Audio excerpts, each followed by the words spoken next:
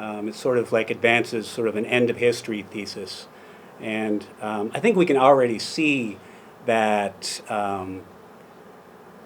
however true be the fact that the state is no doubt extremely strong, stronger than it ever has before in history, right? It has all these advanced technologies for surveillance and control, movement of troops.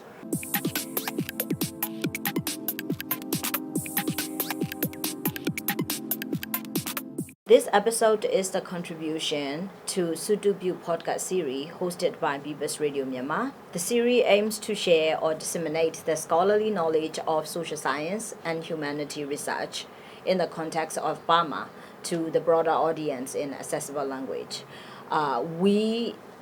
In the part one, we had a conversation about Zomia as a refuge, a form of refuge, and we discussed about like what Zomia is, who lived there, what it looks like geographically, and why did they live there, and that again, like the bonus part is about the language. That's the thing that I'm interested in.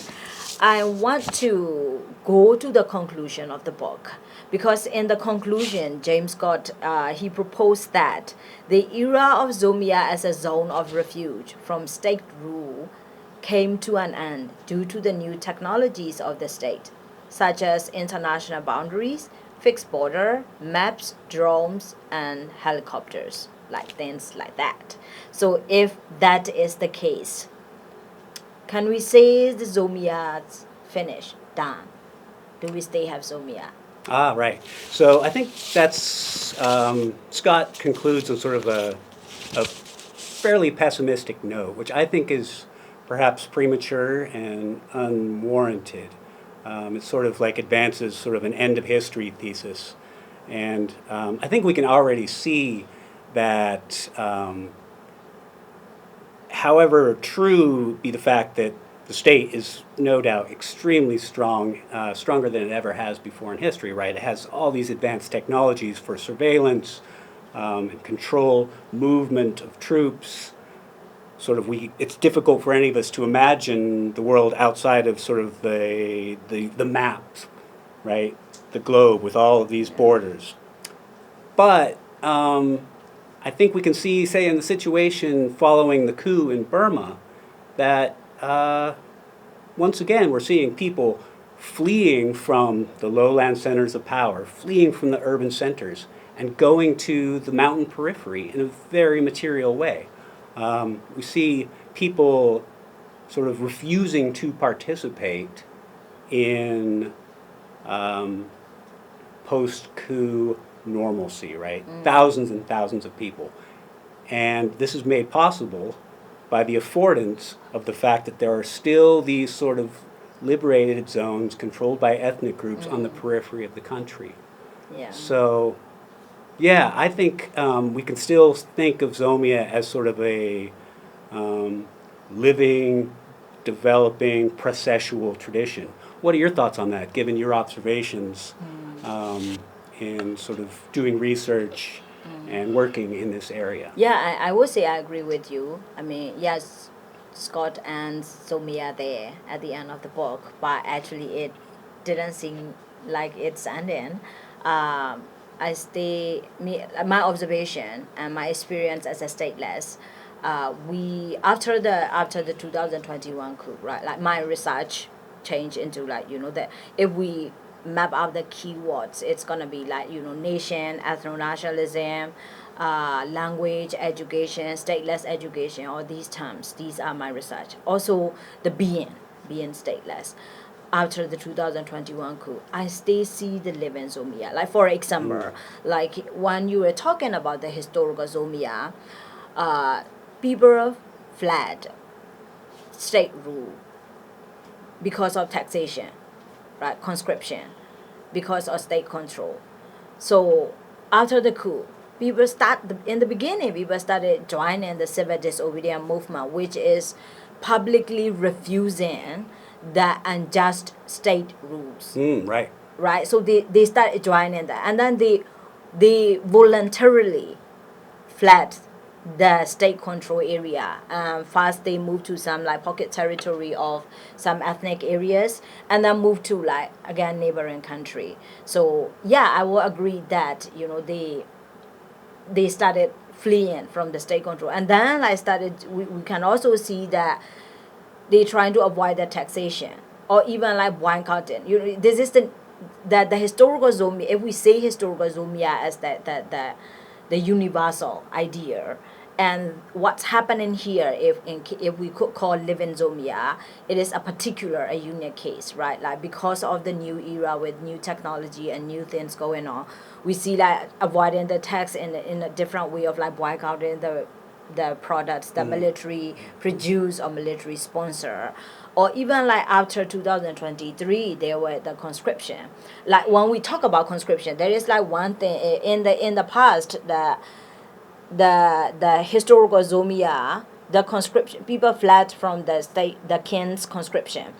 In this world, conscription is like drafted like military service. It's kind of like not a big deal, but for Obama case it is, because it is civil war.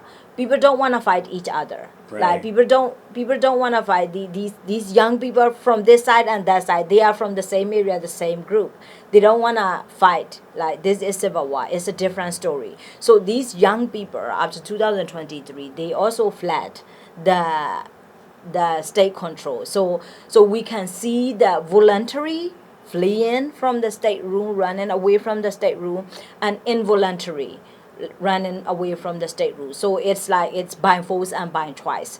Yes, keep going on that living Zomia, like avoiding from the state's control. Yes, yeah, I agree with you.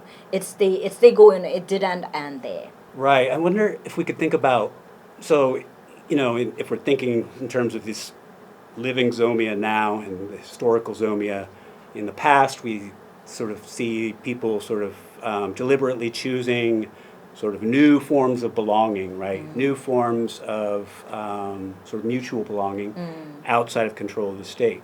Do we see that same sort of development of sort of like these novel sort of developing like cultural formations outside of the state control now in terms of relations with post-coup Burma? So like after this coup, we see there are a few things that I want to say. Like based on your question, like everything is fine, right? Like everyone don't care about that. It's like statics belonging, but what we see is that there are more acceptance of differences. Like in the historical Zomia, we might not see the gender identities and things, but we obviously saw the ethnic groups, social groups, different things, right? But in this living Zomia, if I could call, we see the acceptance of different groups, like different gender identities, different class, different ethnic identities. There are acceptance of even to call the name Rohingya or things, it was not allowed to call before. It was like a taboo before, but it's more open. And then people, like, I'm obsessed with language. So language becomes a communication tool. It's not like the essential part of an identity. People use language. If they are in the Thailand-Burma border, they would use like Thai or Burmese, whatever language is accessible and usable for economic, social, and their political projects. If they lived on the border of India and Burma, they would use one of the Indian languages, like maybe like, also like we share, because these are border, historically we have shared ethnic groups.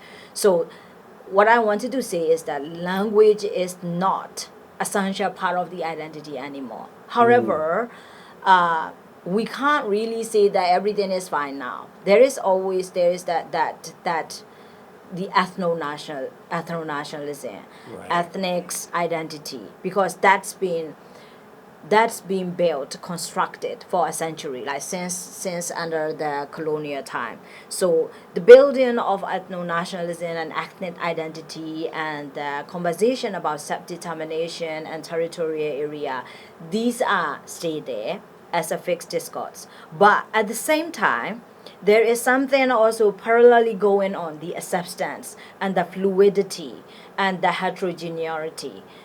It's going on in this living Zomia. If we think about this living Zomia and compare it to the historical Zomia, like in the historical Zomia, we can literally see the map, like which area geographically. But in our living Zomia, we have to accept what Scott said, that after there were maps, after there are technology of the states, if we just fled from one state, we are automatically under someone else, another state sovereignty, another state boundary. So geographically, we are not in the Zomia, the historical Zomia. But in our living Zomia, what I observe is that there are the social and politically and somehow economically forming a new form of living Zomia. It's not like everything is perfect and happily ever after, but this is fluid, and this is that both by force and by choice, fleeing people running away from the states are living together and creating cautiously and cautiously they are living Zomia as a form of refuge. Right? So, but if we discuss about Zomia, it's gonna be like days and days. So. Right. I think there's a lot we could talk about here, and I really appreciate that last point about sort of the tension between sort of trying to create new spaces of freedom versus sort of these older sort of political formations, sort of ethno-nationalism, which we see in the forms of ethnic armed groups that have been around for decades now, and sort of from my own sort of research, I see a tension between sort of some of the people who have fled from the center, not just between them and the center, but now them and sort of these new political structures that have become very entrenched. Yeah, it's also it's like the old Zomia, the historical Zomia, which is that people practice freedom, like the practice of freedom, beholding the ethics, rather than following the rule of law and laws and order, these big words from the top. It's more of like bottom up. Yeah. And living with the society with mostly the term I like to use, symbiotic relationship, with the recognition about the empathies and the difficulties and the shared memory and experience, more fluid and heterogeneous.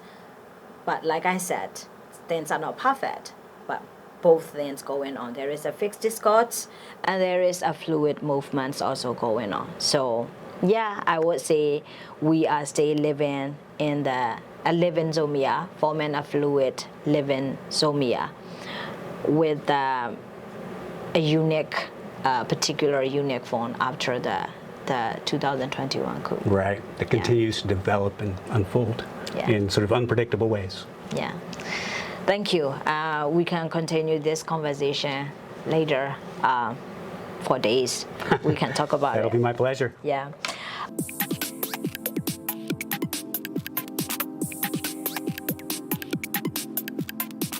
Thank you so much for engaging with our conversation about Zomia as a form of refuge. The Facebook, YouTube, and Spotify links are below the video and in the comments. So please leave the comments on your thoughts about the matter that we discussed today. Thank you so much.